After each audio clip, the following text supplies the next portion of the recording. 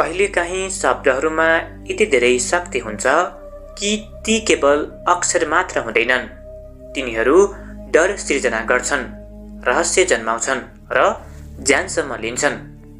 आजको रहस्यमय यात्रामा हामी तपाईलाई सुनाउँदैछौँ 5वटा अनौठा चिठीहरूको कथा। यी चिठीहरू पठाइएका थिए अनजान व्यक्तिहरूद्वारा, जसले सहरहरूमा आतंक फैलाए, केहीलाई पागल बनाइदिए र केही चिठीहरू त आजसम्म पनि रहस्यकै गर्भमा हराइरहेका छन्। तयार हुनुहोस्, हामी पसेका छौँ रहस्यको अर्को अँध्यारो बाटोमा। Number 1, the Circleville letters, Ohio, USA, सन् 1976। सन् 1976 अमेरिकाको ओहाइयो राज्य, एक सानो शान्त सहर सर्कल भेली। यहाँ एक दिन एक अनौठो घटनाको सुरुवात हुन्छ। मानिसहरूले एकपछि अर्को गर्दै रहस्यमय चिठीहरू पाउन थाले। यी चिठीहरू नामविहीन थिए, तर सबैमा थियो डर, सबैमा थियो धम्की र सबैमा थिए कसैको गोप्य जीवनका भित्री कुरा। यी पत्रहरू सुरुमा लक्षित थिए एक स्कुल बस ड्राइभर म्यारी गिलेस्पीतिर। पत्रमा लेखिएको थियो, हामीलाई थाहा छ तिमी स्कुल सुपरिन्टेन्डेन्टसँग अफेयर गर्दैछौ। यदि तिमीले यो रोकेनौ भने परिणाम निकै डरलाग्दो हुनेछ। म्यारी स्तब्ध भइन्। कसरी कसैले यस्तो गोप्य कुरा थाहा पायो? तर यतिमा कुरा सकिएन। थोरै समयमा त्यस्ता पत्रहरू म्यारीको श्रीमान रन गिलेस्पी, छिमेकीहरू र अन्य स्थानीय बासिन्दाहरूलाई पनि आउन थाले। एक दिन रन गिलेस्पी फोनमा कसैसँग कुरा गर्दै घरबाट निस्किए। तुरन्त उनको ट्रक रुखमा ठोकियो। रन घटनास्थलमै मरे। तर साँचो रहस्य त अहिले खुल्छ। उनको शरीरमा एक बन्दुक फेला पर्यो, जुन उनको नाममा दर्ता नै थिएन। अब सहर काँप्न थाल्यो। प्रहरीले अनुसन्धान गर्यो र केही समयपछि एक व्यक्तिलाई दोषी ठहर गरियो, पौल फ्रेसर। पौल म्यारीका आफन्त थिए र उनलाई जेल पठाइयो। तर यहीँबाट सुरु हुन्छ अर्को अचम्म। पौल जेलमा हुँदा पनि त्यही शैलीमा, त्यही किसिमका रहस्यमय चिठीहरू आउन रोकिएन। अब प्रश्न उठ्छ, यदि दोषी जेलमा छ भने चिठीहरू कसले लेखिरह्यो? पौललाई फसायो कसले? आजसम्म पनि यस रहस्यको जवाफ कसैसँग छैन। सर्कल भेलीका बासिन्दाहरू अझै पनि बाँचेका छन् त्यही डरको सासमा, किनकि कोही नदेखिने छाया जस्तै व्यक्ति अझै पनि चिठी लेखिरहेछ र सहरको सबैभन्दा ठुलो रहस्य अझै जिउँदैछ। Number 2, the watcher letters, Westfield, New Jersey, 2014। सन् 2014 जुन महिनाको कुरा हो। अमेरिकाको न्यू जर्सी राज्य, वेस्टफिल्ड भन्ने सहर। डेरिक ब्रड्स र मारिया ब्रड्स, एक सामान्य श्रीमान श्रीमती। उनीहरूले किन्छन् $1.3 मिलियन पर्ने एक पुरानो तर सुन्दर सपनाको घर। ठेगाना थियो 657 बुलेवार्ड। उनीहरूको सपना थियो 3 साना बच्चाहरूका लागि शान्त र सुरक्षित जीवन। तर यही घर बन्यो उनीहरूको जीवनकै सबैभन्दा डरलाग्दो अनुभव। केवल केही दिनपछि डेरिक आफ्नो हुलाक बाकसमा एउटा अनौठो चिठी भेट्छन्। न त प्रेषकको नाम, न ठेगाना। चिठीमा लेखिएको थियो, प्रिय नयाँ घरधनी, 657 बुलेवार्ड धेरै दशकदेखि हाम्रो नजरमा छ। म अब यो घर हेर्ने जिम्मामा छु। मेरो हजुरबुबाले 1920तिर हेर्नुहुन्थ्यो, बाबुले 1960तिर। अब मेरो पालो आएको छ। डेरिक स्तब्ध हुन्छन्। उनी तुरुन्तै प्रहरीलाई खबर गर्छन्, तर प्रमाण सुन्ने। केही दिनपछि फेरि अर्को पत्र आउँछ। यसपटक शब्दहरू अझ डरलाग्दो हुन्छन्। के तपाईले थाहा पाउनुभयो पर्खालभित्र के लुकेको छ?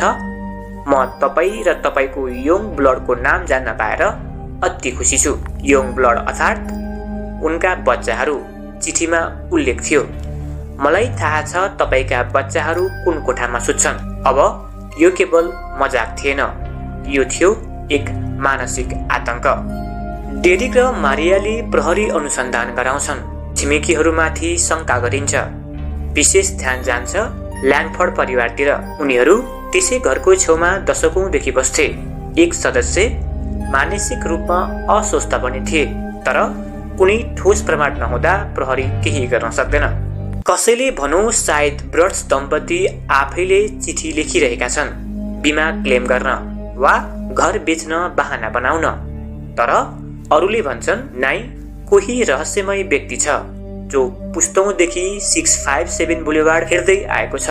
चिठीमा स्पष्ट लेखिएको थियो 657 बुलेवार्ड मेरो अब्सेसन हो, अब तपाईँ पनि मेरो हो। ब्रड्स परिवार कहिल्यै त्यो घरमा बस्न सकेन। उनीहरूको मनमा द वाचरले डरको जरा गाडिदियो। अन्ततः घर घाटामा बेच्नु पर्यो र त्यो रहस्यमय व्यक्ति द वाचर कहिल्यै भेटिएन। Number 3 the Tylenol murder letter. सन् 1982 अमेरिका सिकागो सहर सामान्य जस्तै देखिन्थ्यो। मानिसहरू आफ्नै व्यस्त जीवनमा थिए, तर एक बिहान सबै कुरा बदलिन्छ। एक पछि अर्को गर्दै मानिसहरू अचम्मको तरिकाले मर्न थाले। न कुनै लक्षण, न रोगको संकेत, न कुनै दुर्घटना। यो मृत्युलाई कसैले रोक्न सकेन। सिकागोको विभिन्न स्थानमा मानिसहरू अचानक ढल्न थाले। स्वस्थ देखिने युवाहरू केही सेकेन्डमै मृत्युवरण गरिरहेका थिए। सुरुमा यो संयोग हो कि भन्ने लाग्यो, तर जब प्रहरी र स्वास्थ्य विभागले जाँच सुरु गर्यो, एक साझा कुरा भेटियो। यी सबैले मृत्यु हुनु केही घण्टा अघि एउटा सामान्य पेन किलर टाइलेनल खाएका थिए, तर त्यो टाइलेनल सामान्य थिएन। जाँचको क्रममा खुलासा भयो टाइलेनलका केही क्याप्सुलभित्र मिसाइएको थियो साइनाइड। साइनाइड एक यस्तो विष जसले केही मिनेटमै मानिसलाई मार्न सक्छ। यस कारणले कम्तीमा 7 जना मानिसहरू मरे। सहरमा हल्ला मचियो। औषधि किन्न मान्छे डराउन थाले। फार्मेसीहरू खाली हुन थाले। केही दिनपछि टाइलेनल बनाउने कम्पनीले एउटा रहस्यमय चिठी पायो। चिठीमा लेखिएको थियो हामीले तपाईको टाइलेनलमा विष हाल्यौं। यदि तपाईले हामीलाई $1 मिलियन नदिए अरू धेरै बोतलहरू विषले भरिनेछन्। यो केवल हत्या मात्र थिएन, अब यो ब्ल्याकमेल पनि थियो। एक चिठीले सम्पूर्ण अमेरिका हल्लाइदियो। एफबीआईले तुरुन्तै अनुसन्धान सुरु गर्यो। देशभरिका सबै टाइलेनलका बोतलहरू बजारबाट फिर्ता गराइए। सार्वजनिक सूचना जारी भयो, टाइलेनल प्रयोग नगर्नुहोस्। हरेक फार्मेसी, हस्पिटल र कम्पनीका शाखाहरूमा खोज सुरु भयो र चाँडै एउटा नाम बाहिर आयो, जेम्स विलियम लुइस। जेम्सले त्यो धम्की चिठी लेखेको स्वीकार गर्यो, तर उसले दाबी गर्यो मैले कसैलाई मारेको छैन, मैले कम्पनीलाई पैसा माग्ने चिठी लेखेको मात्र हुँ। साइनाइड कसले हालेको हो त्यो कुराको कुनै प्रमाण जेम्ससँग जोडिएन। नतिजा हत्याको अभियोग लागेन, तर ब्ल्याकमेलको आरोपमा जेम्स जेल गयो। तर उसैले विष हाल्यो भन्ने पुष्टि कहिल्यै भएन। आजसम्म पनि त्यो रहस्य अझै जिउँदैछ। एक यस्तो औषधि जसले पीडा हटाउने काम गर्छ, तर त्यही औषधिले कसैको जीवन लिएको थियो। एउटा चिठी जसले अमेरिका जस्तै शक्तिशाली देशलाई पनि झस्काइदियो। यो घटनाले एक गहिरो पाठ सिकाउँछ। डर कहिलेकाहीँ औषधिको बोतलभित्र लुकेको हुन्छ। Number 4 the जोडिक killer letters California 1969।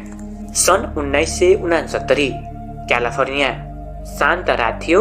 एक प्रेमी जोडी आफ्नो कारभित्र बसेर शान्तिपूर्वक कुरा गर्दै थिए। अचानक कसैले आएर गोली चलायो। दुवैजनाको त्यही ठाउँमा मृत्यु भयो। तर यो त केवल सुरु मात्रै थियो। केही दिनपछि 3वटा पत्र 3 फरक समाचार संस्थामा पुग्यो। पत्रमा लेखिएको थियो म नै ती हत्या गर्ने व्यक्ति हुँ र मैले फेरि कसैलाई मार्ने योजना बनाएको छु। साथमा संलग्न थियो एउटा गुप्त कोड चिफर, जसमा उसले संकेत गरेको थियो ऊ वास्तवमा को हो। जोडिकले लेख्यो मानिस मार्न मलाई मजा लाग्छ, यो मलाई जंगली जनावर मार्न जतिकै रोमाञ्चक लाग्छ। त्यसपछि सुरु भयो एक मनोवैज्ञानिक खेल। जोडिकले हरेक हत्यापछि पत्र पठाउन थाल्यो। पत्रमा उसले प्रहरीलाई र पत्रकारहरूलाई चुनौती दिन्थ्यो, यदि तपाईहरूले मेरो कोड नफुटाउनु भयो भने म फेरि कसैलाई मार्नेछु। कहिले प्रेमी जोडी, कहिले ट्याक्सी चालक। जोडिकका शिकारहरू बिस्तारै बढ्दै गए। जोडिकले पठायो 4वटा गुप्त कोड। उसले दाबी गर्यो, यो कोडभित्र मेरो असली नाम लुकेको छ।